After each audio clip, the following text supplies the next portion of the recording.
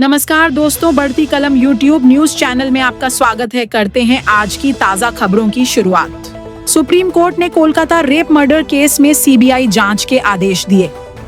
कोलकाता के RG car medical college में doctor के साथ हुए रेप और हत्या मामले में सुप्रीम कोर्ट ने सख्त रुख अपनाया है।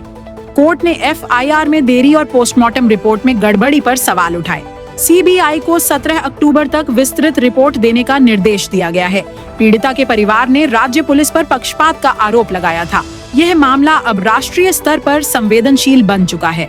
बढ़ते हैं अगली खबर की तरफ। राहुल गांधी बोले, भारत ने उत्पादन चीन को सौंप दिया। अमेरिका दौरे पर राहुल गांधी ने भारतीय प्रवासियों को संबोधित करते हुए कहा कि भारत को उत्पादन आधारित सोच अपनानी चाहिए। उन्होंने कहा कि देश में रोजगार तभी बढ़ेगा जब हम निर्माण को प्राथमिकता देंगे।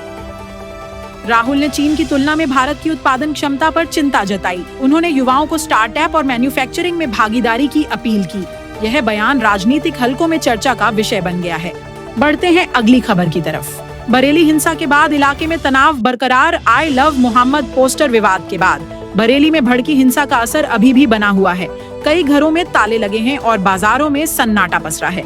प्रशासन ने संवेदनशील इलाकों में अतिरिक्त पुलिस बल तैनात किया है। स्थानीय लोगों ने घर गिराने की कार्रवाई पर रोक लगाने की मांग की है। धारा 144 लागू है और सोशल मीडिया पर निगरानी बढ़ा दी गई है। बढ़ते हैं अगली खबर की तरफ। Flipkart big billion days cell खत्म। रिकॉर्ड बिक्री दर्ज फ्लिपकार्ट की सालाना बिग बिलियन डेज सेल गुरुवार को समाप्त हो गई। आईफोन 16 प्रो, पिक्सल 9 और सैमसंग गैलेक्सी S24 जैसे स्मार्टफोन पर भारी छूट मिली।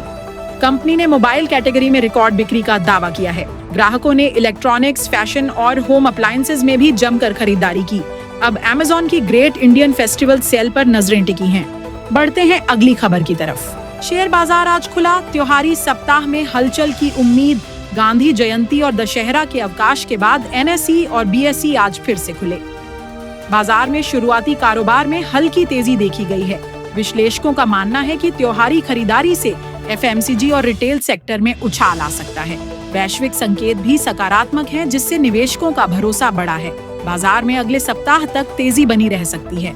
बढ़ते हैं अगली खबर की तरफ। भारत का कोल्ड डेजर्ट बायोस्फीयर मिला यूनेस्को टैग। हिमालय क्षेत्र का कोल्ड डेजर्ट बायोस्फीयर अब यूनेस्को की सूची में शामिल हो गया है। यह भारत का 13वां बायोस्फीयर रिजर्व है, जिसे अंतर्राष्ट्रीय मान्यता मिली है।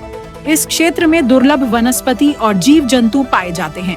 पर्यावरणविदों ने इसे संरक्षण की दिशा में बड़ा कदम बताया है। सरकार ने इसे इको टूरिज्म के लिए विकसित करने की योजना बनाई है।